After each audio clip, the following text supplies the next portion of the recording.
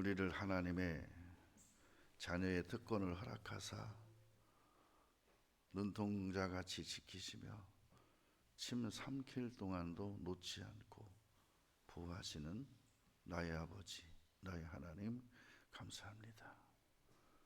기록된 약속의 말씀으로 우리 영혼을 부욕해 하시고 약속의 말씀으로 영광스럽게 하시고 축복의 축복의 말씀으로 은택을 입혀주시니 감사합니다.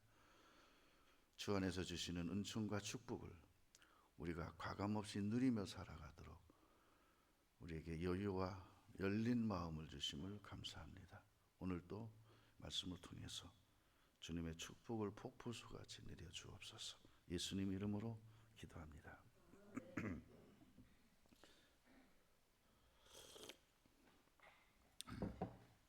우리 한 10분만 찬양합시다. 이 찬양이 좋을까?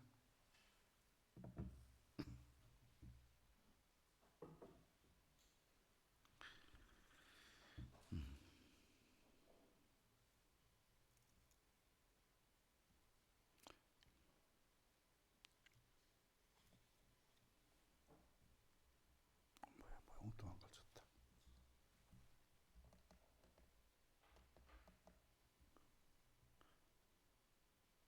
요거 한번 부르겠습니다.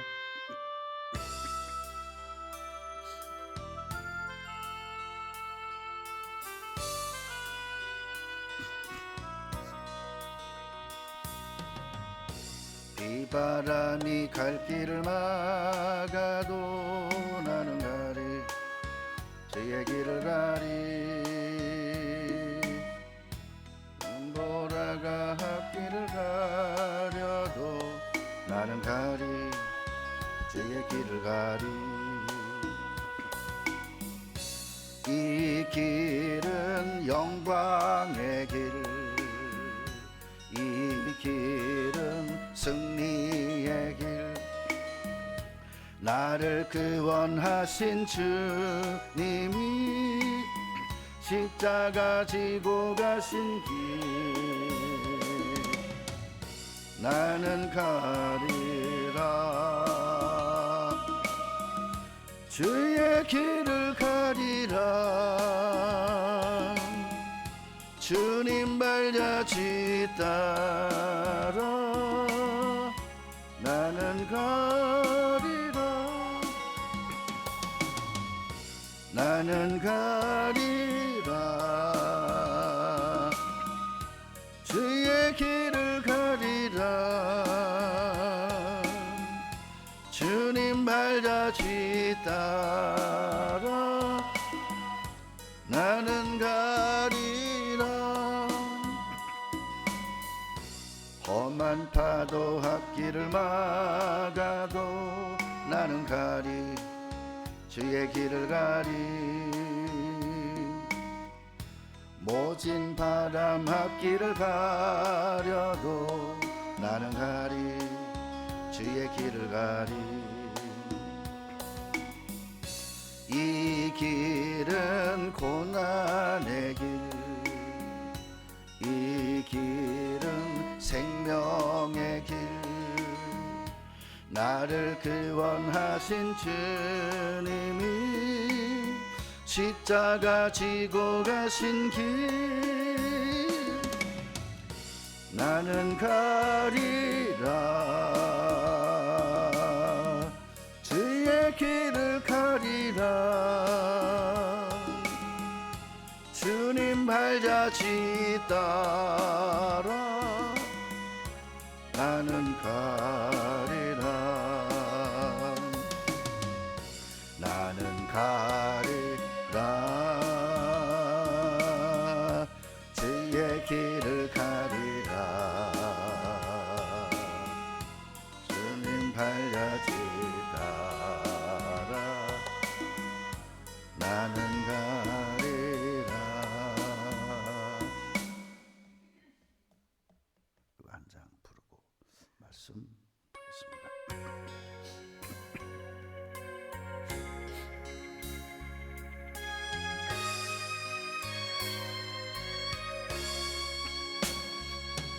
세상을 산다면은 얼마나 살 건가요? 몇백 년을 산다 해도 몇천 년을 산다 해도 주님 계신 영원한 곳 하루만도 못합니다. 힘쓰세요, 힘쓰세요, 주의 일에 힘쓰세요. 세상 욕심 떨쳐내고 주의 사명 내세요.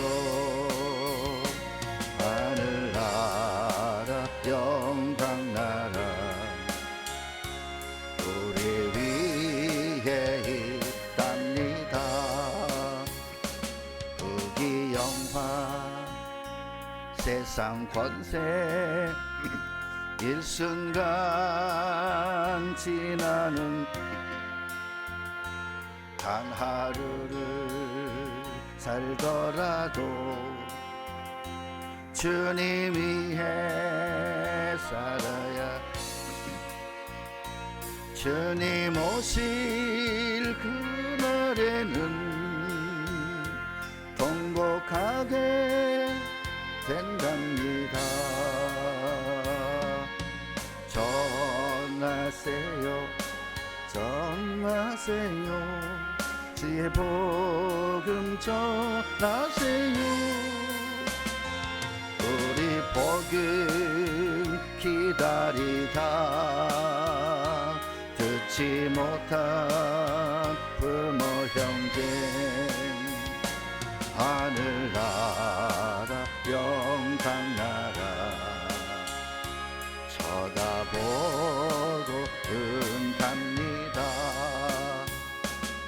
주님 위해 일하는데 어려움 많다지만 어려운 일 참아내면 기쁜 일도 더 많지요. 아버지여 입으로만 주여 주여 한답니까? 일하세요, 일하세요, 주님 위해 일하세요. 전도 충만, 기쁨 충만, 기도 충만, 성령 충만, 하늘나라 영광나라 저기 보입니다.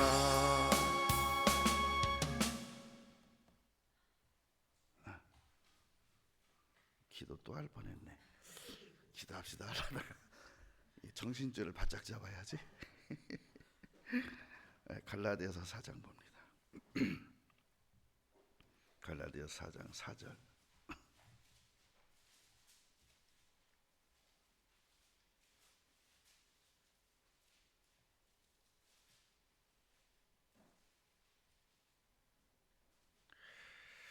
때가 참에 하나님이 그 아들을 보내사 여자에게서 나게 하시고 율법 아래에 나게 하신 것은 율법 아래에 있는 자들을 속량하시고 우리로 아들의 명분을 얻게 하려 하심이라. 이 율법 아래에 있을 때 당시를 이 복음이 들어오기 이전 시대에 대해서 말하면서 이렇게 말합니다. 1절에 내가 또 말하노니 유업을 이을 자가 모든 것의 주인이 그 주인이 어렸을 동안에는 종과 다름이 없어서 아무 권한이 없죠. 결정 권한도 없고 그 아버지의 정한 때까지 후견인과 청지기 아래에 있나니 후견인과 청지기 율법이라 그래요. 어때요? 내가 복음으로 거듭나기 전까지는 나를 무엇이 붙잡아줘요? 나의 후견인이 뭐예요? 율법입니다. 오해하지 마세요. 율법은 저주가 아니에요. 보호해 주는 거예요.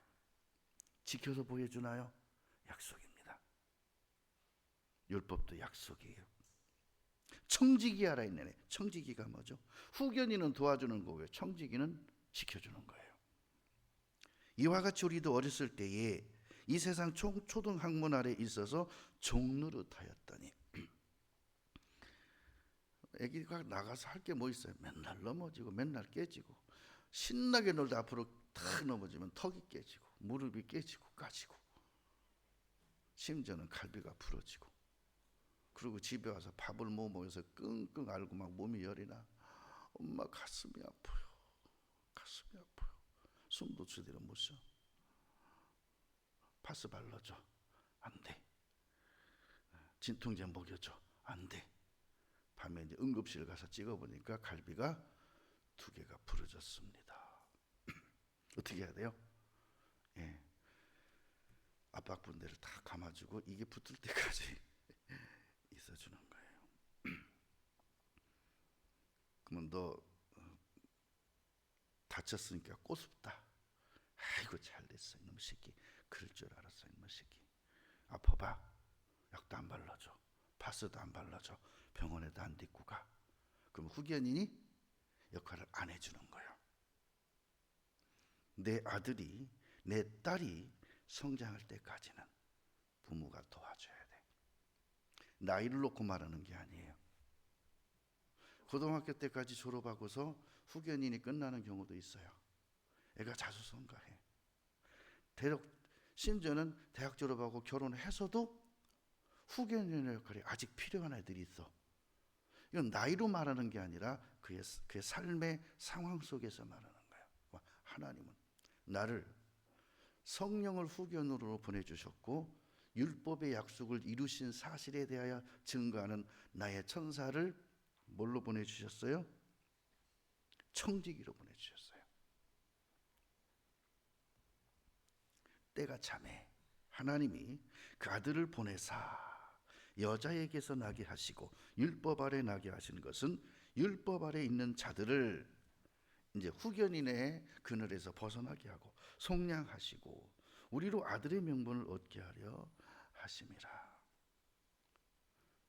여러분 어렸을 땐 아들의 명분이 뭘 말할까요? 어렸을 때 왕에게 아들이 둘 셋이 있습니다. 그럼 큰 아들을 뭐라고 불러요?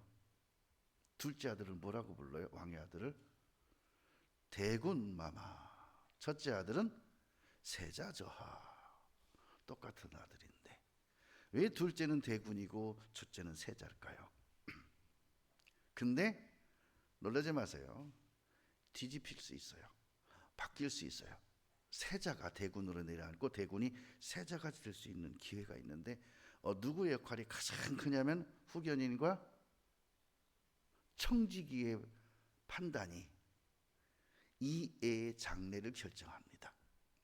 율법의 역할이 나의 장래를 보증하는데 그게 뭐냐? 율법을 나는 지킬 수 없어요. 세자로서 자격이 없어요. 그런데 뭐라는지 아세요? 후견인이 그리고 또 누가 보증인이 그럽니다. 이분이 세자감입니다.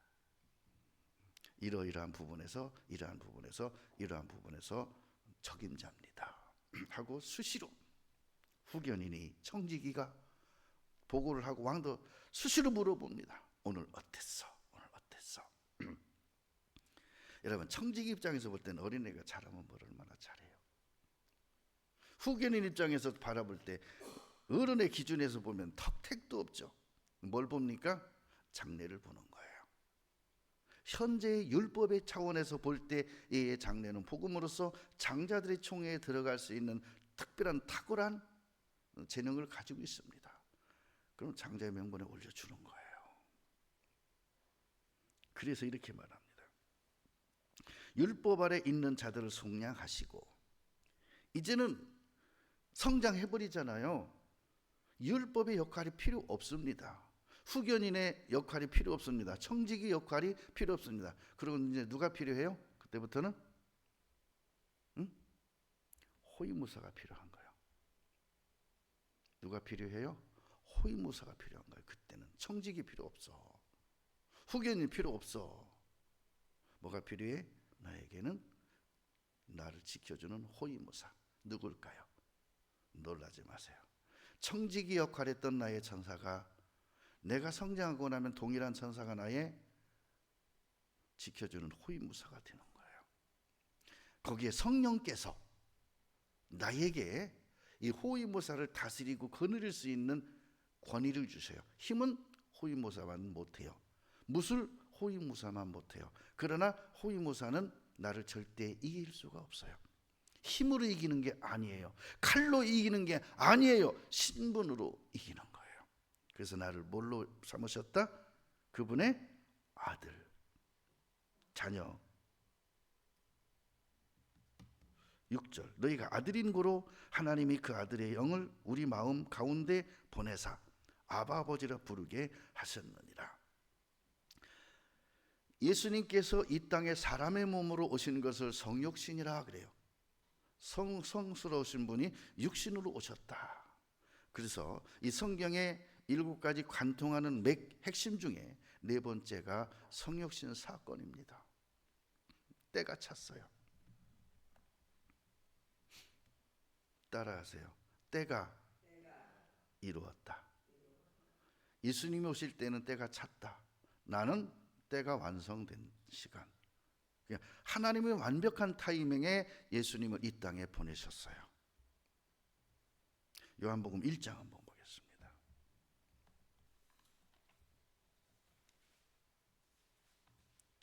성경 전체의 맥이요.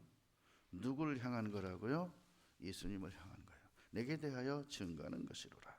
14절입니다. 말씀이 성스러우신 분이 육신이 되어 우리 가운데 거하심에 우리가 그 영광을 보니 아버지의 독생자의 영광이요 은혜와 진리가 충만하더라. 아기가 태어났는데요. 아기로 보는 게 아니라 그 아기 속에 있는 하나님의 영광을 봤대요. 누가? 별을 보고 찾아간 동방의 박사들이. 아기 예수께 경배할 때 아기를 본 게 아니라 그분께 있는 영광을 보니 독생자의 영광이요 은혜가 진리가 충만했다. 영원하시고 무한하신 창조주 하나님께서 시간 속에 들어오셨습니다. 하나님께서 우리를 구원하시기 위해서 얼마나 자기를 낮고 자기를 비워 종의 형체를 가지셨는지 낮아지셨는지 아주 잘 보여주는 말씀이에요. 그러고 말합니다. 그분이 이 땅에 오셨을 때는요, 사관에 있을 곳도 없었다. 여관도 없었대요.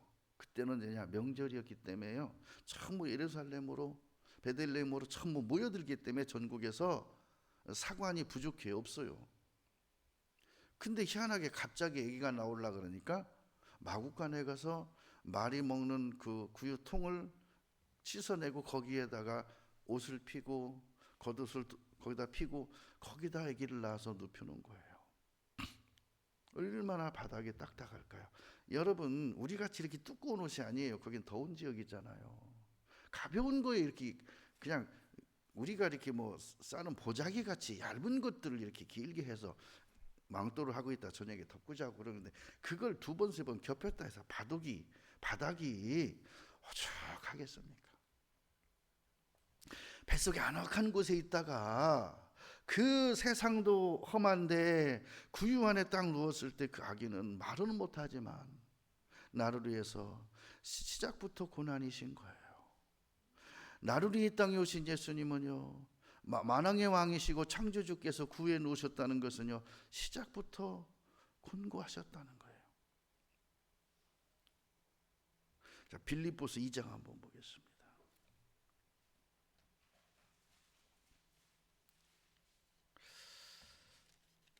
이 성경 전체가 증거하는 예수님에 관하여 우리가 성경을 쭉 훑어보면요, 마음에 무슨 생각이 드냐면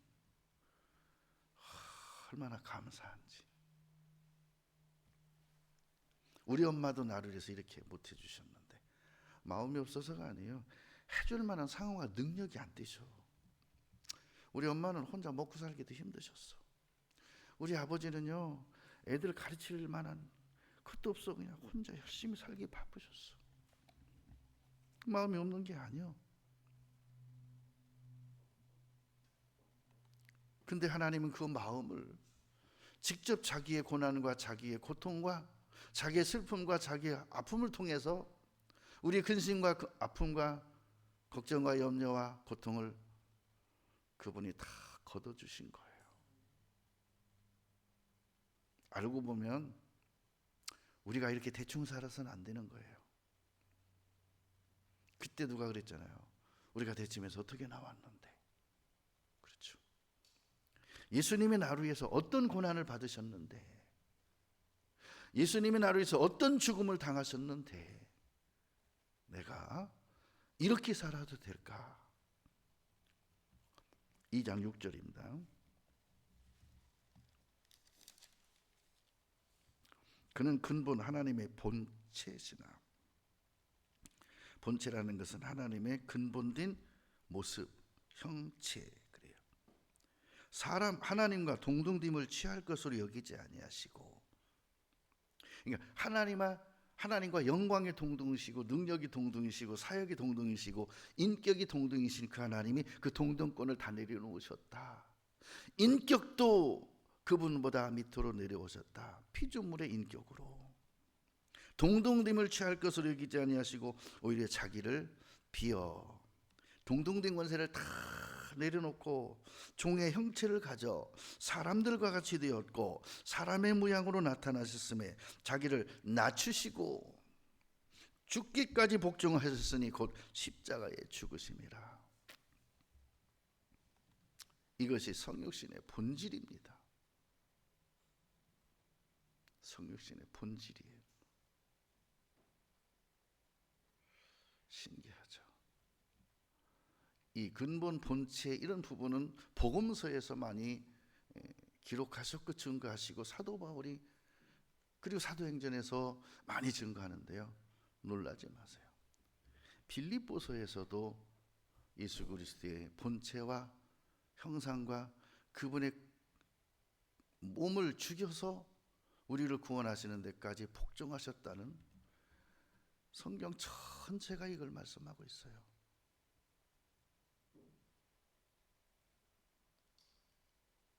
자, 히브리서 2장 한번 보겠습니다.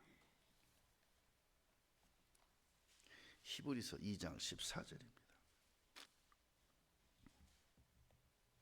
자녀들은 혈육에 함께 속하였음에 그도 또한 한 모양으로 혈육에 함께 속하심은, 자, 혈육은 나는 엄마 아버지를 통해서 이 땅에 뼈를 받았고 살을 받았고 피를 받았어요.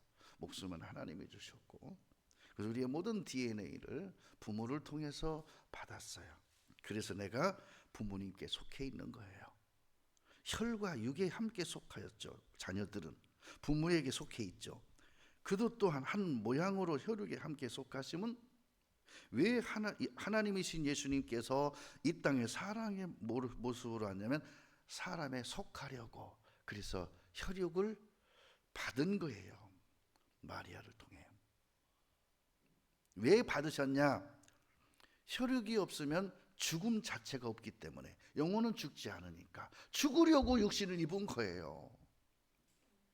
육신을 뭐하러 입어요? 거치장스럽게. 사망으로 말미암아 사망의 세력을 잡은 자 곧 마귀를 없이 하시며 또 죽기를 무서워함으로 일생에 매여 종노릇하는 모든 자를 놓아주려 하심이니 이는 실로 천사들을 붙들어 주려 하심이 아니요 오직 아브라함의 자손을 붙들어 주려 하심이라. 그러므로 저가 범사에 형제들과 같이 드심이 마땅하도다. 뭐라고요? 예수님이 육체를 입으시고 나와 같은 내 죄를 담당하시고 나를 위해 죽으실 일들이 마땅했대요. 이는 하나님의 일에 자비하심과 충성된 대제사장이 되어 백성의 죄를 구속하려 하심이라. 자기가 시험을 받아 고통을 당하셨은즉 시험 받는 자들을 능히 도우시느니라. 얼마나 감사한지 몰라요. 우리는 수시로 시험에 들어요. 그죠? 인생의 시험, 물질의 시험, 여러 가지 시험을 받아요. 근데 실질적인 학교의 시험도 받아요. 승진의 시험도 받아요. 또 아이고, 시험이 너무 많아. 여러분, 하나님이 주시는 시험으로도 좋게요. 세상 시험 너무 힘들어요. 같이 다 받으려니. 세상의 시험과 영적 시험과 이걸 다 받으려니는 힘들어요. 근데 뭐라 그랬죠? 그분은 나의 이 모든 것을 체휼해 주시려고. 체휼이 뭐죠? 나의 고통을 그분이 경험해 보시려고. 영이신 하나님은 인생의 고통을 경험하실 시간 없습니다. 천사들도 인생의 고통을 겪을 필요도 없고 겪고 싶어도 그 고통이 자기한테 적용이 안 돼요.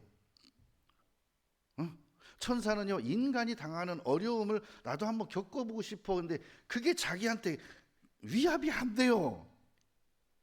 물에 기름 얹으면 기름이 다 비껴나가듯이 고난이 비껴나가 버려요.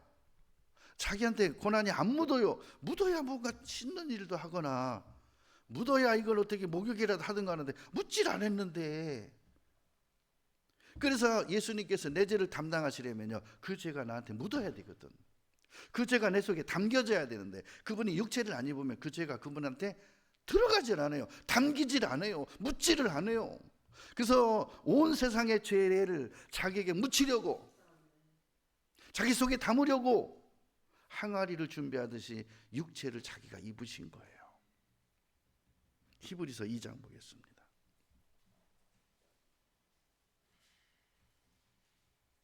히브리서 2장이 아니라 4장. 히브리서 4장 15절.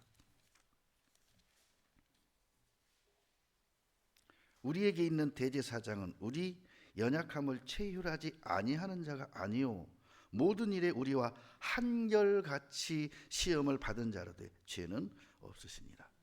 죄 없는 분이 이런 시험을 받는다는 게 기적입니다. 죄 때문에 시험 받거든요. 죄 때문에 참소를 받거든요. 죄 때문에 고소를 받거든요. 누가 고소합니까? 사단이, 마귀가. 근데 죄가 없으신 분이 고소를 받으려 못하게 돼요. 그 죄가 그 속에 있어야만 고소를 받거든요. 재판을 받거든요. 시험을 받거든요. 그래서 그분이 뭐라 그랬어요? 우리의 같은 모양으로 육체를 입고 오신 거예요. 마태복음 1장 1절에 아브라함과 다윗의 자손 예수 그리스도의 세계라. 창세기 15장의 약속이 사무엘하 7장의 약속으로 이루어진 거예요. 뭐라 그랬죠? 아브라함의 자손으로부터 올 것이다. 창세기 12장이에요. 자, 다윗의 자손으로, 다윗의 후손으로 올 것이다. 사무엘하 7장에 기록되어 있어요. 구약에 예수님께서 누구의 혈통으로 오실 건지, 아브라함의 후손으로, 다윗의 자손으로. 근데요, 신약에서 모든 신앙인과 사단과 마귀들이 예수님을 다윗의 자손 예수여 이렇게 말합니다. 아브라함과 다윗의 자손 예수여 그렇게 말 안 해요.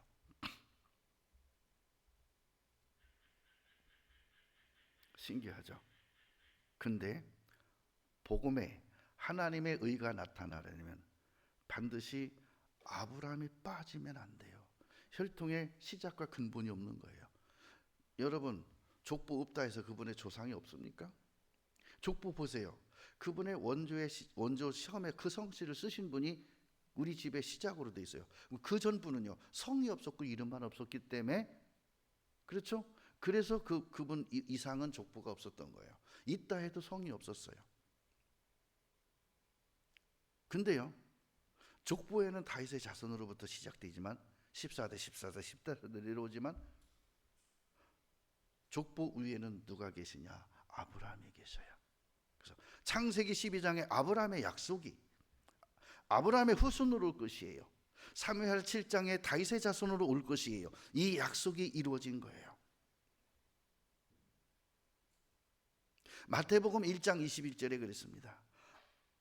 보라, 처녀가 잉태하여 아들을 낳을 것이요 그 이름은 임마누엘이라 하셨으니 이를 번역한즉 하나님이 우리와 함께 계시다 함이라. 자, 성육신의 본질은 근본이요 본체이신 그분이 사람으로 오신 것이 그것이 본질이고요. 성육신의 의미는 이겁니다. 임마누엘입니다. 임마누엘의 뜻이 나와 함께 하신다. 이 의미. 그러니까 성육신의 본질은 성자이신 예수님이 사람으로 오신 것이 본질이고, 의미는, 성육신의 의미는 하나님이 이제 하늘 멀리 계시지 않고 나와 함께 계신다. 하나님은 나와 함께 계신 분이 되셨다. 임마누엘의 하나님, 나와 함께 하시는 하나님, 그리고 그분은 이미 내 안에 오셔서 나의 모든 죄를 영원히 속하시고 대속하시고 지금도 내 안에서 살아계시는 그분. 자, 누가복음 2장 한번 보겠습니다. 이것에 대하여 뭐라고 기록하셨는지. 누가복음 2장 10절입니다. 천사가 이르되 무서워 말라. 보라, 내가 온 백성에게 미친다는 것은 그에게 다다른다, 그에게 임한다, 머리가 삥 돌아간다, 미친다 그런 뜻이 아니에요. 큰 기쁨의 좋은 소식을 너에게 전하노라. 오늘날 다윗의 동네에, 다윗의 동네가죠, 베들레헴, 너희를 위하여 구주가 나셨으니 곧 그리스도 주시니라. 근데 신기하죠? 이게요, 천사의 찬양입니다. 천사는요, 이런 소식을 전할 때 찬양으로 주셔요. 그래서 이것은 천사의 찬양으로 기록된 거예요. 너희가 가서 강보에 쌓여 구유에 누인 아기를 보리니 이것이 너희에게 뭐라고요? 표적이니라. 뭐가 표적이에요? 예수님이요, 따뜻한 방에서 태어나셨으면 그분 예수는 아니에요. 예언에 그렇게 안 돼 있어요. 뭐가 표적이에요? 말 구유에 계신 분이, 이분이 메시아라고 하는, 이분이 임마누엘이라고 하는 표식입니다. 누가 물었습니다. 예수님의 무덤에 백골이 있으면은 어떻게 하시렵니까? 뭐라고 대답하실래요? 어떤 사람이 그렇게 대답했습니다. 그러면 성경도 가짜요, 복음도 가짜요, 다 가짜가 됩니다. 무슨 말이죠? 예수님의 부활이 없으면 다 끝입니다.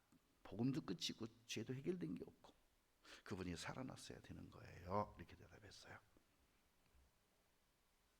제가 그거를 딱 보는 순간 제가 뭐라고 말했을까요? 여러분 뭐라고 말하실래요? 따라하겠습니다. 그런 일 없습니다. 따라하세요. 그런 일 없습니다. 뭐 그리 심각하게 생각하세요? 만약은 없습니다. 만약이라고 그랬잖아요. 그 사람이 뭐 거기다 그렇게 심각하게 생각해요. 본인도 만약이라며 뭐 그런 일이 없다는 거잖아. 근데 여기다 자꾸 사단이 속살그려. 이 사탄아 물러가라. 아니 어디 와서 속살그려. 그런 일은 없는데 만약이 어디가 있어. 성경에 만약이란 말이 어디가 있냐고.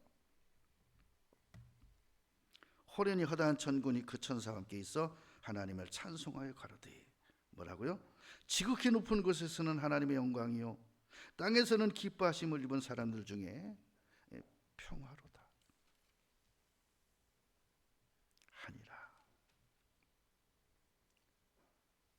구원자가 탄생하셨습니다. 4000년의 약속이 드디어 이루어졌습니다.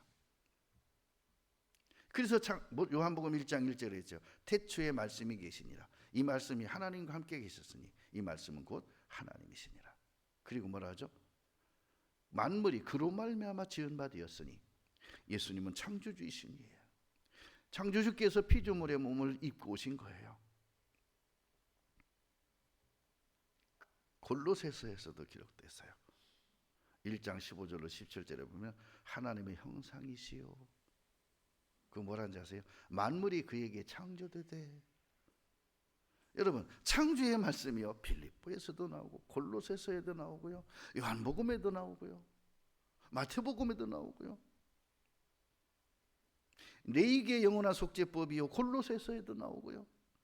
모든 성경이 영원한 대제사장이시고 구원자이신 예수님에 대하여 예언되었고 하셨고 기록되었고 천사의 보증과 찬양이 있던 것들을 기록하시고 우리에게 주시는 거예요. 자, 골로새서 1장 한번 보겠습니다.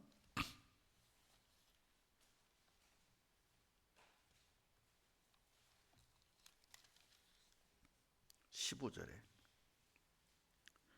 그는 보이지 아니하는 하나님의 형상이요. 하나님의 형상은 보이지 않아요.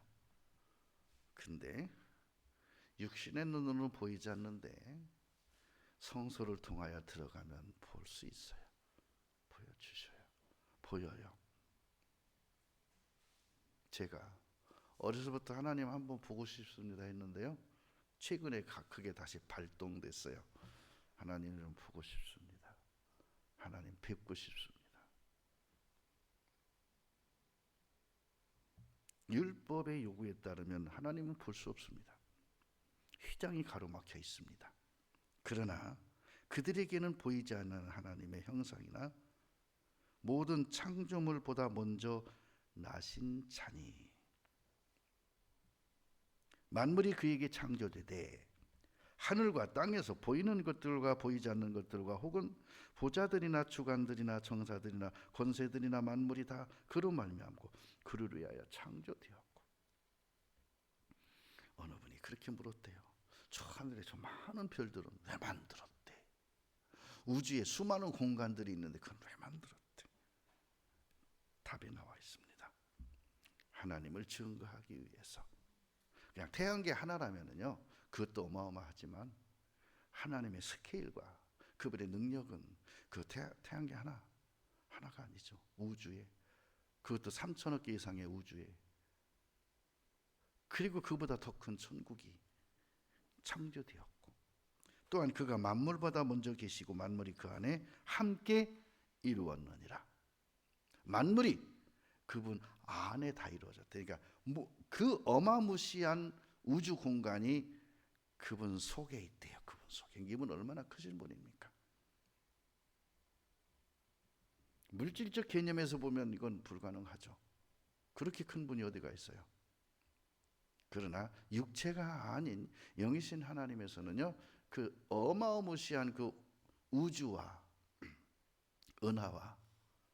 은하단과 그죠? 그 코스모스의 세계까지 그 모든 것이 이분 안에 뭐라겠어요? 섰느니라, 이루어졌느니라, 이루셨느니라. 그러면서 이렇게 말합니다. 그 모든 창조의 어마무시한 것들이 따라하겠습니다. 그의 몸인 교회 안에 섰느니라. 교회가 이렇게 큰 존재예요. 그 교회의 장자들은 그래서 하나님 보좌에 함께 앉는 거예요. 우리가 하나님에 대해서 배우지 않으면 알 수가 없어요. 그렇다면 나는 어떤 존재입니까? 진짜 그거 100만 원, 200만 원, 1000만 원, 그 1억 그것 때문에 간담이 녹는다는 것은요, 나 자신이 얼마나 한심해졌는지, 얼마나 내가 미련에 졌는지 알 수 있는 거예요. 미련이 꽉 잡힌 거예요. 우리 한번 같이 눈을 뜹시다. 우리 한번 영적으로 깨어납시다. 정말 하나님의 그 무한하신 능력과 권세와 그분의 나라와 그 모든 것이 나에게 주셔서 내 안에 그것이 이루신다는 사실에 대해서 한번 생각해 봅시다. 그럼 우리는 육신대로 생각할 것이 아니라 영적으로 생각하고, 육신대로 살 것이 아니라 성령에 속해서 살아야겠죠. 만물을 창조하신 분께서 만물 중에 한 사람이 되셨어요. 왜 그랬을까요? 그건 다 하나 가집니다. 그렇게 영원하시고 크신 하나님이 앞에 우리가 죄 때문에 어떤 상태가 되었냐면 그분이 창조한 미물들이 있어요. 그분들이 창조한 수많은 동식물계가 있어요. 그들과 같이 돼버린 거예요. 하나님의 형상이요 그냥 미물과 같이 그렇게 돼버린 거예요. 그러니까 생각도 그렇게 하고, 생각도 그렇게 세상적이고, 생각도 그렇게 육신적이고, 생각도 그렇게 먹고 마시는 것이 다 한 거예요. 나는 그렇게 하나님이 창조하지 않으셨는데, 하나님은 날 그렇게 계획하지 않으셨는데, 내가 어쩌다 이렇게 개돼지 같이 살아?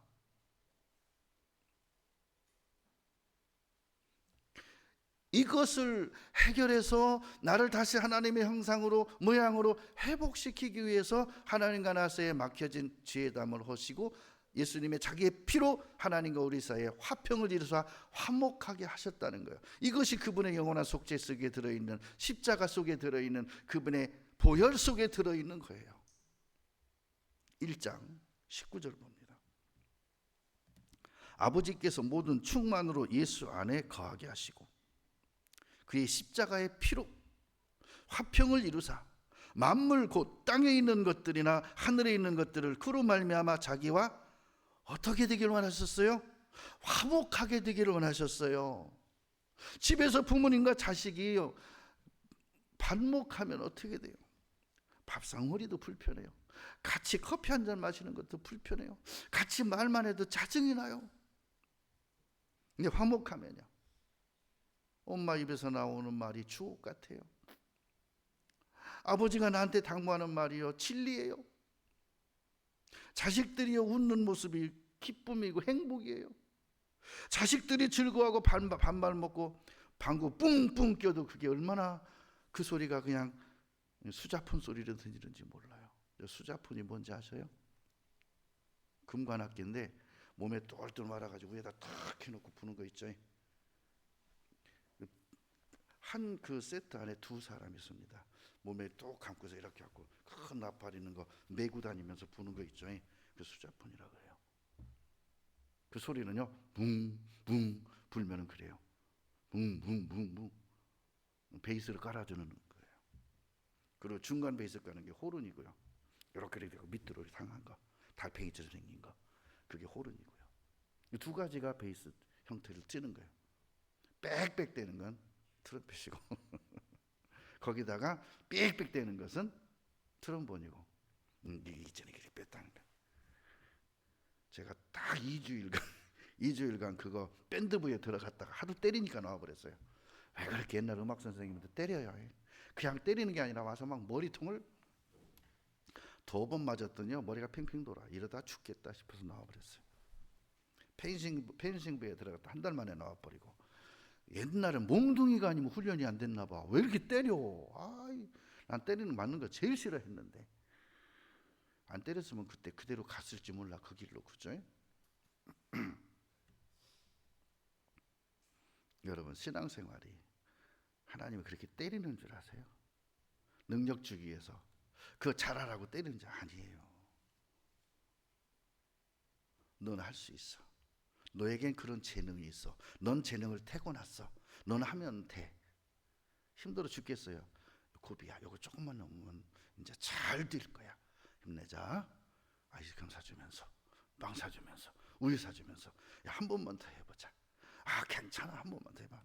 야, 나 위해서 한 번만 더 해봐. 막 이럽니다. 그게 선생이죠. 그죠? 나 봐서라도 한 번만 더 해줘.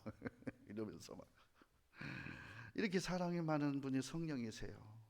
나를 사정을 잘 하시는 분이에요. 죄로 인해서 하나님과 단절된 우리를 하나님과 다시 연결해 주시는 분이 바로 예수님이세요. 그래서 율법으로 강직하게 말하는 것을 예수님은 피로써 화평을 이루시고 은혜로써 부드럽게 하시는 거예요.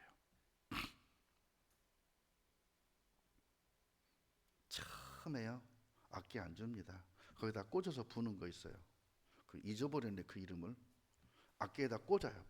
빼갖고 달아져갖고 동그래 가지고 깔때기처럼 생겼는데 그걸 대고 부는 거거든요.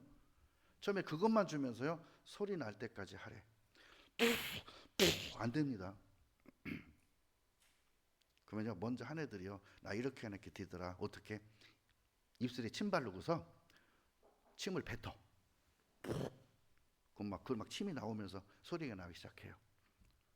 그래서 처음에 하는 애들은요, 그거 끼고서 하잖아요. 그 악기 밑으로 막 침이 떨어져. 그래 그 밑에 침 빼는 그게 있어. 열어놔야 돼 그거. 그러지 않으면 소에서 물소리가 나. 침이 들어가가지고 별 희한한 걸 다 해봤어요 저도. 그 악기를 불면서. 근데 전문가들은요, 침 안 뱉습니다. 순수 입술의 떨림을 알아요. 근데 그냥 안 떨리니까 거기다 바짝 대갖고요, 입술의 모양을 대면은 소리 내면 이게 떨게 돼 있는 그걸 파악을 해서 후 하면 그냥 나와요. 그렇게 되기까지 연습을 하는 거예요. 그랬어요. 신앙생활은 연습이에요. 습관을 만드는 거예요. 기도도 습관을 만들고 찬양도 습관을 만들고 하다 보면요, 잘 돼. 하다 보면 신앙생활이 잘 돼. 축복이 잘 돼. 예? 하는 것마다 잘 돼. 어떤 때는 내가 생각도 안 했는데 다른 데서 이것 좀 해봐 하고 나한테 말해줘. 갖고 따라갔더니 그게 됐어. 그런 경우도 있어요. 디모데전서 2장 한번 보겠습니다. 디모데전서 2장 5절. 하나님은 한 분이시요 또 하나님과 사람 사이의 중보도 한 분이시니 곧 사람이신 그리스도 예수라. 자, 한 손은 하나님을 붙잡으시고 한 손은 나를 붙잡으셔서 하나님과 우리를 연결시켜 주시는 겁니다. 예수님께서 사람이 되심으로써 우리가 하나님께 담대히 나갈 수 있는 통로. 그래서 그분은 새롭고 산 길이요 그 길은 그의 육체니라. 그래서 예수님이 하나님께로 가는 길이어서 내가 곧 길이요 그렇게 말씀하셨어요. 히브리서 10장 19절로 23절에 있습니다. 예수의 피를 힘입어 성수의 담력을 얻었다. 그것은 곧 그의 육체다. 담력을 얻었나니 우리가 하나님께 나아갈 용기를 얻었다는 뜻이에요. 예전에는 용기가 없었어요. 하면 죽을 것 같아요. 에스더가 유다인을 구원하기 위해서 하만의 계략을 무너뜨리고 구원기 위해서 왕을 가서 만나야 되는데 왕이 자기를 부르질 않아요. 부르지 않는 데 가면 역적으로 물려 당장 처형당합니다. 근데 부르지 않았을 때 갔어도 왕이 앉아있다 보고서 옆에 있는 먼지떨이기 같이 생긴 거 있어요. 그걸 그물이라고 해요. 그걸 앞으로 이렇게 내밀면 와가지고 이렇게 하면 그 그물을 머리에다 딱 대줘요. 그러면 받아주는 거예요. 그럼 거기서 이제 대화가 돼. 근데 에스더를 부른 제가 벌써 3, 4개월이 지났는데 지금까지는 안 부르셔. 불러야 가는데. 그래서 금식하고 갔는데 그물을 딱 내려주신 거예요. 그래서 3번을 말을 참고 합니다. 하만이 이런다고. 왕이 화가 나서 그 자리에서 뿔떡 일어나 내전으로 들어가 버려요. 왜죠? 이미 하만을 처단하기로 그분 마음 왕 속에 생긴 거예요. 하만이 모르드게를 장대에 달아 죽이려고 자기 마당에 세우는 곳에 하만을 달아놔 버렸어요. 그 집을 걸음터로 만들어 버렸습니다. 왕에게요, 역적으로 물리면 죽고 왕에게 나가는데 왕이 받아주지 않으면 죽습니다. 율법에서 그래요. 근데 이제는 왕의 그물이 나한테 닿지 않아도 나는 그분의 자녀이기 때문에 언제든지 갈 수 있는 거예요. 자녀가 왔다고, 부르지 않았는데 왔다고 죽입니까? 몰라, 조조는 그럴 수 있을지 모르겠어. 그러나 정상적인 왕은 그러지 않습니다. 우리가 하나님께 나아갈 용기를 얻었다는 거예요. 예수님께서 우리와 같은 사람이 되셔서 우리를 위한 길을 여셨기 때문입니다. 여러분, 성육신 사건은 단순히 2000년 전에 일어난 사건뿐이 아니라 지금도 우리 삶에 살아 역사하시는 현재의 진리인 거예요. 예수님이 우리와 같이 되었으므로 우리는 더 이상 혼자가 아닙니다. 어떤 아픔이나 고난 속에서도 우리와 함께 하시는 임마누엘이신 거예요. 나와 함께 하시는 임마누엘. 예수님은 이 땅에 오셔서 우리의 모든 고통을 그분이 직접 경험하셨어요. 여러분, 우리 아들, 딸이 살아가면서 당할 고통을 우리는 미리 겪어볼 기회는 없습니다. 우리 아들이 살아가다가, 우리 딸들이 살아가다가 인생 속에서 어떤 어려움과 어떤 아픔과 어떤 고통을 당할지를 모릅니다. 근데 세상을 알아요. 인생을 알아요. 그러니까 부모는요, 그런 고통을 예방시키기 위해서 그렇게 하면 앞으로 힘들어지니까 그렇게 하지 마. 그렇게 하면 너 사업에 힘들어와. 너 그렇게 하면 실패할 수 있어. 그래서 지금 네가 최선을 다할 수 있는 것은 공부야. 공부만 하면 나중 건 다 돼. 애가 못 알아들어요. 안 들어요. 죽어라고 안 해요. 그리고 부모가 애 인생을 설정해 줍니다. 넌 이렇게 해서 이렇게 됐으면 좋겠어. 이렇게 해서는 의사가 됐으면 좋겠고, 이렇게 해서는 판사가 됐으면 좋겠고, 그래야 너의 장래에 힘든 게 없어. 엄마 아빠는 그럴 기회가 없어서 못했지만 내가 너를 향한 한 가지 꿈은 이것뿐이야. 철든 애는 합니다. 철이 없는 애는 안 합니다. 그것을 믿는 사람은 그렇게 합니다. 믿지 못하는 사람은 안 합니다. 그래서요, 예수님은 우리가 당할 죽음까지도 경험하셨어요. 그분은 죽을 이유가 없는 분이에요. 경험할 필요도 없는 거예요. 죽음이 얼마나 고통스러운데요. 한번 생각해 보세요. 예수님이 나를 위해 죽음까지 경험하셨다면 내게 뭘 아끼시겠습니까? 예수님을 마음에 품으셨다면 걱정하지 마세요. 염려하지 마세요. 그냥 믿음으로 하세요. 나아가세요. 예수님은 우리의 약함을 온전히 이해하셔요. 그래서요, 어떻게 이해하시냐? 그분이 나의 과거 죄를 짊어져 보셨거든요. 그분이 현재 나의 약함을 짊어져 봤거든요. 그러니까 이해하는 거예요. 그분이 나의 장래의 실수를 짊어져 셨거든요. 그러니까 나의 실수를 이해하셔요.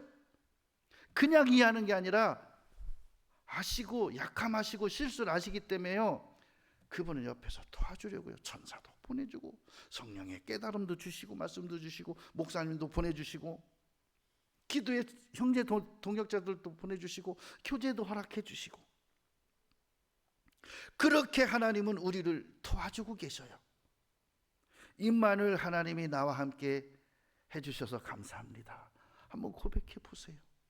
임마누엘의 하나님, 나와 함께 해주시니 감사합니다. 한번 고백해 보세요. 고백. 여러분 마음이 천국이 될 거예요. 마음이 편안해질 거예요. 나는 왜 이렇게 평강이 없을까? 쥐어 짜지 말고, 쥐어 짠다 해서 평강이 오는 게 아니라 더 힘들어져요. 쥐어 짜면 피나. 제가 예전에요, 속옷을 쥐어 짜다가 나중에 속옷이 찢어져 버렸어요. 너무 힘들게 하고. 왜죠? 빨리 말으라고 한 서너 시간 만에 입어야 될 상황이 왔는데 힘껏 돌렸더니 팬티가 찢어져 버리더라고요. 베려버렸어 완전히. 여러분, 믿음은 쥐어 짜내는 게 아니에요. 신앙은 쥐어 짜내는 게 아니에요. 편하고 복되고 아름답고 행복하고 기쁘고 즐겁고 희락이 넘치는 은혜예요. 은혜. 임마누엘 하나님 나와 함께 해주신 일 감사합니다. 예수님께서 이 땅에 오셔서 33년 동안 나와 함께 사셨어요. 병든 자를 고치시고 귀신 들린 자를 해방시키시고 죽은 자를 살리시고 가난한 자에게 복음을 전파해 주셨어요. 그래서 그 복음이 나한테 왔어요. 그런데 예수님께서 이 땅에 오신 참된 이유는 뭘까요? 기적을 행하려고요? 병자 고치려고요? 물론 맞습니다. 그러나 가장 큰 이유는 바로 십자가에 달려서 죽음으로써 나의 죄를 영원히 없이 하려고 오신 거예요. 이것이 성경 66권을 관통하는 메시지입니다. 다섯 번째 핵심은요, 십자가 대속의 죽음입니다. 마가복음 10장 45절에 인자가 온 것은 자기 목숨을 많은 사람의 대속물로 주려 하심이라. 나 대신 값을 치르기 위해서 오셨다는 거예요. 그러면서 요한복음 10장 11절에 그럽니다. 나는 선한 목자라. 나는 양들을 위하여 목숨을 버리거니와. 목자는 양을 잡아먹으러 온 존재가 아니에요. 목자는 양을 잡아먹지 않습니다. 누가 잡아먹을까요? 대제사장이 잡아먹어요. 목자는 양을 안 잡아먹습니다. 기르기만 합니다. 푸른 초장으로 인도하고 신의 물가로 인도하고 병들면 치료해주고 늑대가 오면 늑대다 하고 지켜주고요. 안 왔는데 늑대다고는 안 해요. 처음부터 예수님의 목표는 십자가였습니다. 창세기 22장에요. 하나님이 아브라함한테 이삭을 모리아 산에 가서 번제로 드리라 그러셨습니다. 하나님께서 수양을 준비하셨어요. 이걸 뭐라고 말한다고요? 대속이라 그럽니다. 그래서 대속이라는 것을 뒤에다 법을 붙여서 대속, 법. 법은 뭐죠? 그렇게 해서 모든 걸 끝내겠다는 거예요. 법으로. 이삭 대신에 수양이 죽었듯이 우리 대신 예수님께서 죽으실 것을 예표하신 겁니다. 그리고 출애굽기 12장에는요 10가지 재앙 중에 마지막 재앙, 장자 죽음 재앙이 나와요. 그 장자를 치는 죽음의 사자가 와서 그 집안의 초태생, 짐승도 마찬가지입니다. 싹 다 죽일 때요. 그들이 사는 집 문틀과 문짝에 그 피를 발라졌을 때 죽음의 사자가 넘어갔다는 뜻입니다. 이건 뭐냐? 예수님의 보혈인 거예요. 이 수양 어린 양의 피는, 유월절의 어린 양의 피는 예수님의 보혈을 뜻해요.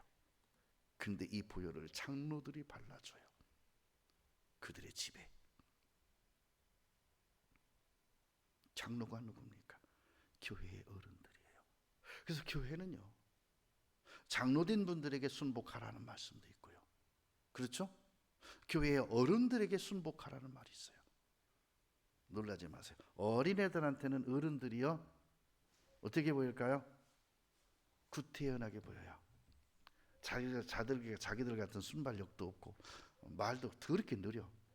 나 4-5마디 할 동안 그분 한마디 하기도 힘들어. 혀가 두네 안 돌아가. 그렇다고 그분들이 머리가 안 돌아간지 아니까 머리는 걔 애들보다 더 빨리 돌아가요. 말이 늦게 나와서 그렇지. 그래서 교회 장로들은 성도들에게 예수님을 피리 매일 발라주는 거예요. 그게 중보 기도예요. 목사님은 성도들에게 매일 예수님의 피를 발라주는 거예요. 레위기의 모든 제사, 특히 속죄제와 속건제가 예수님의 속죄제를 뜻하는 거예요. 자, 이사야 53장 5절 봅니다.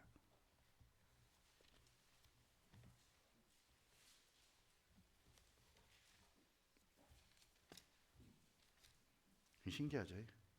여러분, 내가 찾는 성경 기절이 다 언제 썼던 성경 기절이죠?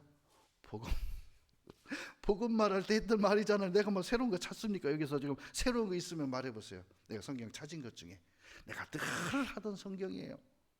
다만 표현을 조금 바꿨어요. 좀 더 구약에 맞춰서, 좀 더 성경에 맞춰서. 주제 맞추지 않았어요. 제가 지금 주제별로 합니까?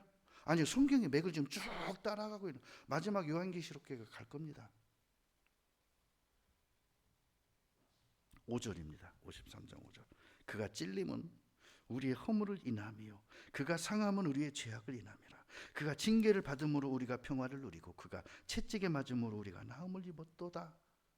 우리는 다 양 같아서 그릇 행하여 각기 제 길로 갔거늘 여호와께서는 우리 무리의 죄악을 그에게 담당시키셨도다. 여러분, 700년 전에 예언된 십자가의 고난이 이사야에서 예수님까지가 700년의 공박 기간이 있어요. 그것이 십자가의 고난에서 이루셨습니다.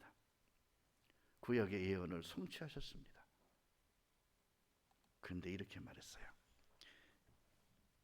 그분이 찔림은 우리의 허물을 인하며 그가 상함은 우리의 죄악이라 그랬죠. 찔리고 상한 것을 뭐라고 하느냐? 이사야 53장 10절 봅니다. 같은 장에서 앞에 부분이 무엇을 뜻하는 것이냐? 10절에 여호와께서 그로 상함을 받게 하시기를 원하사. 찔리고 상했죠. 그가 찔림으로 우리의 허물을 인하며 그가 상함으로 우리의 죄악을 이면함인데, 그로 상함을 받게 하시기를 원하사 질고를 당케 하셨은즉. 그러면 예수님께서 그 고난을 받으시고 십자가에서 죽으신 것을, 그 영혼을 속건제물로 드린 거래요. 예수님을 나의 죄 사함 받는 제사로, 영원한 제사로 드리셨대요. 드리시기에 이르면 그가 그 씨를 보게 되며, 씨는 뭐예요? 생명의 탄생이에요. 내가 그래서 그 씨로 태어났어요. 그날은 길 것이요 영생입니다. 또 그의 손으로 여호와의 뜻을 성취하리라. 그래서 예수님이 이루신 사실이 내게 이루어짐으로 말미암아 예수님의 생명이 나를 위한 속건 제물이 됐음으로 말미암아 내가 그 영원한 속죄를 선물로 은혜로 받은 거예요. 시편 22편 보겠습니다.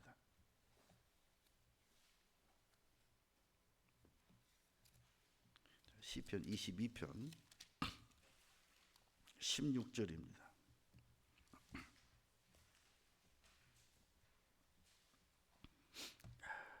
12절부터 볼게요. 많은 황소가 나를 애워싸며 바산의 힘센 소들이 나를 둘렀으며. 로마 병정들을 말해요. 내게 그 입을 벌림이 찢고 부르짖는 사자 같으니이다. 십자가에 못 박으시오 소리치는 자들이에요. 나는 물같이 쏟아졌으며 내 모든 뼈는 어그러졌으며. 어떻게 됐다는 거죠? 어깨뼈가 탈골됐습니다. 아킬레스건에 있는 발목뼈가 으스러졌습니다. 거기다 대못을 받으면서 양손이 찢어졌습니다. 내 마음은 촛밀 같아서 내 속에서 녹았으며 내 힘이 말라 질고로 쪽같이 같고 내 혀가 이틀에 붙었나이다. 주께서 또 나를 사망의 진토에 두셨나이다. 개들이 나를 애워쌌으며 악한 무리가 나를 둘러 내 수족을 찔렀나이다. 병정들이 내가 내 모든 뼈를 셀 수 있나이다. 저희가 나를 주목하여 보고 내 겉옷을 나누며 속옷을 제비 뽑나이다. 겉옷을 네 조각으로 찢어서 같이 나눴고 속옷은 찢지 않고 제비 뽑아서 한 사람이 가졌다.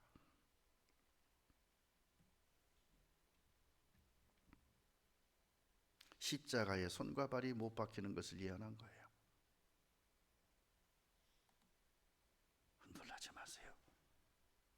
이 말씀이 스가랴서에도 기록이 되어 있다는 거예요. 우리는 특정 부분만 많이 찾잖아요. 성경 전체가 예수님의 십자가, 예수님의 고난, 예수님의 죽으심, 아주 생생하게 현실적으로 될 일을 기록해놨는데 어쩌면 그렇게 예수님이 당하신 고난이 성경에 기록된 대로 하나도 빠진 게 없이 그렇게 당하셨을까요? 스가랴 12장 보겠습니다. 말라기 바로 앞에 나와요. 스가랴 12장 10절입니다.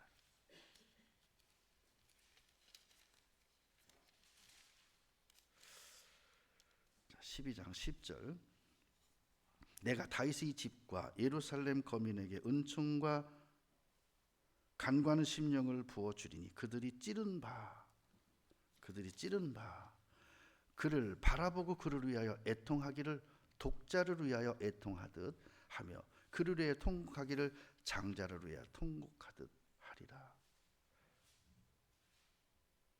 그날에 예루살렘에 큰 애통이 있으리니 무기또 골짜기 하드다른면에 있는 애곡과 같을 것이라 말하고요. 예수님이 찌른 것 때문에 이스라엘의 환난과 그 나라가 회파되고 전 세계에 뿔뿔이 흩어져서 그들이 생체 실험 당하고 그렇게 죽을 걸 말하는 거예요. 예수님을 십자가에 못 박은 죄값으로 이스라엘이 2000년간 고난당할 것을 기록해 놓은 거예요. 언제까지? 예수님의 고통과 죽음과 십자가를 기록하면서 그 찌른 그들의 후가 어떻게 될 거를 말하고 있는 거예요.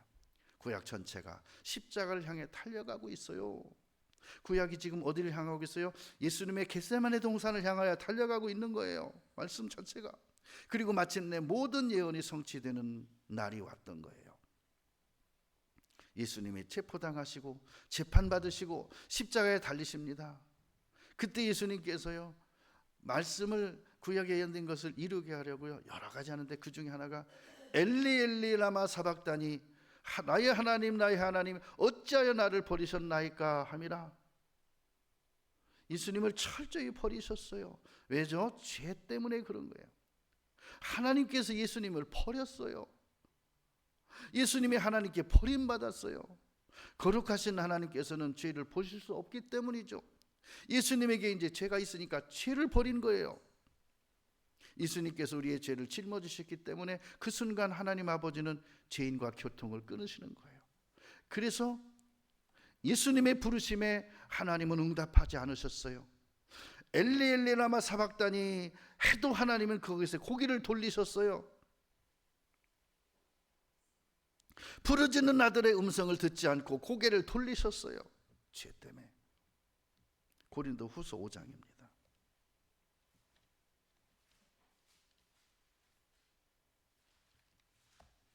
고린도 후서 5장 21절. 하나님이 죄를 알지도 못하신 자로 우리를 대신하여 죄를 삼으신 것은 우리로 하여금 저 의 안에서 하나님의 의가 되게 하려 하심이라. 누구의 의? 예수님의 의.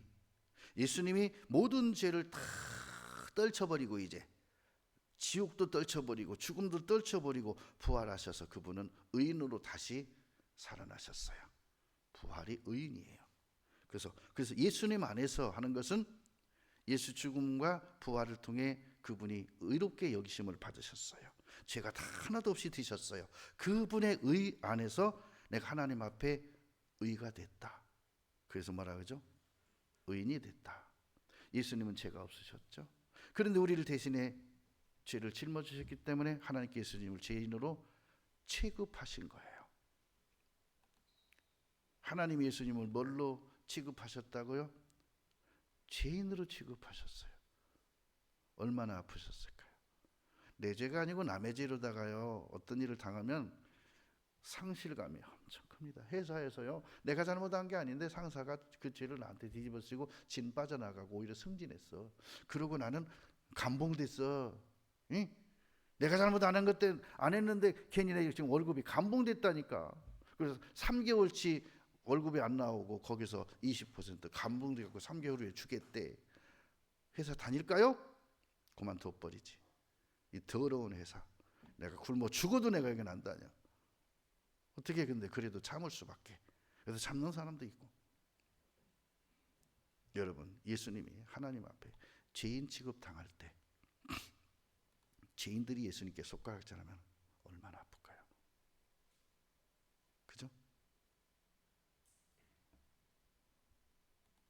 이스라엘 백성들이 모세에게 대적하니까요, 모세가 얼이 미쳤대요. 완전히 마음이 상했었어요. 모세도 너무 정도가 있는 건데요. 자, 갈라디아서 3장 보겠습니다.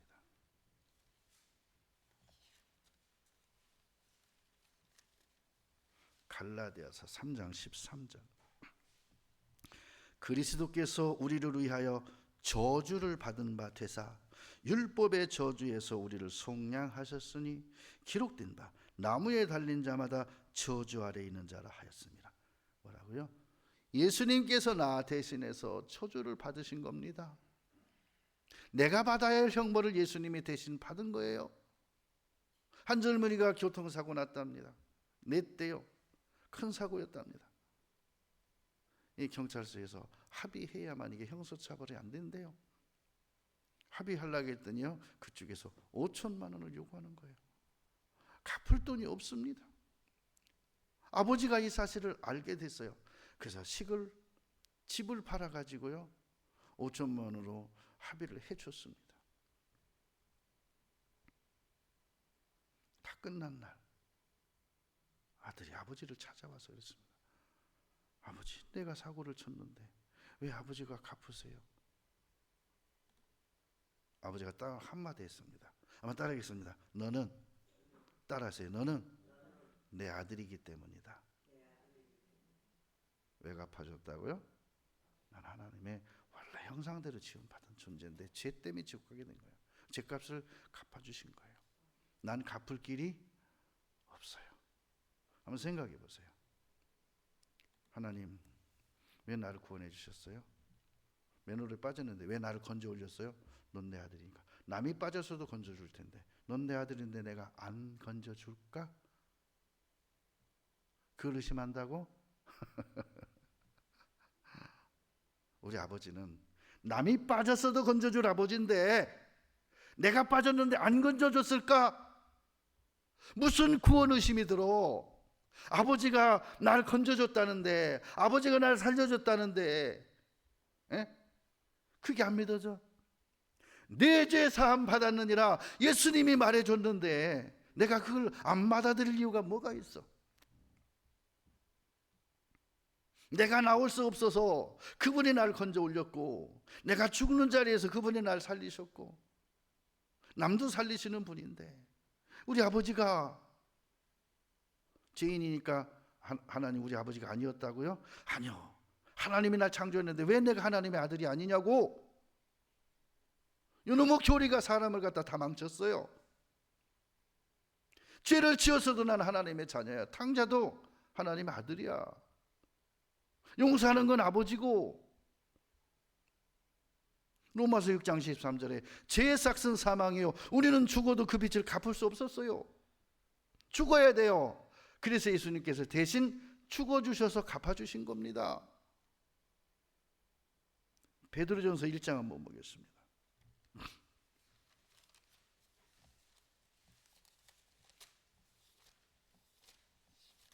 베드로전서 1장 18절입니다. 너희가 알거니와 너희 조상의 유전한 망령된 행실에서 구속된 것은, 내가 죄를 짓고 죄인지도 모르고 살아갈 때 했던 그 모든 것들은 은이나 금같이 없어질 것으로 한 것이 아니요 오직 흠없고 점없는 어린 양 같은 그리스도의 보배로운 피로 한 것이니라. 그죠? 예수님의 피로. 그러면 왜 예수님은 꼭 자기 피로 했습니까? 출애굽기 21장입니다. 이게 법이에요. 법. 예수님의 피로 하는 게 법이에요. 법대로 한 거예요. 재판은 법대로 해야 그게 끝나는 거예요. 21장 23절 보겠습니다. 그러나 다른 해가 있으면 값되 생명은 생명으로, 눈은 눈으로, 이는 이로, 손은 손으로, 발은 발로, 더운 것은 데움으로, 상하게 한 것은 상함으로, 때린 것은 때림으로 갚을지니라. 생명은 무엇으로 갚아요? 죄의 삭은 사망이었기 때문에 내 목숨이 죽어가잖아요. 이걸 뭘로 살려요? 생명으로. 생명은 생명으로. 법입니다. 법. 법대로 하셨어요. 끝낸 거예요. 법대로. 이렇게 해서 재판을 끝내놨으면 우리는 그분과 이제 동행하는 삶이 필요한 거예요. 그렇죠? 생명은 생명으로. 그래서 예수님이 날 대신에 죽어주신 거예요.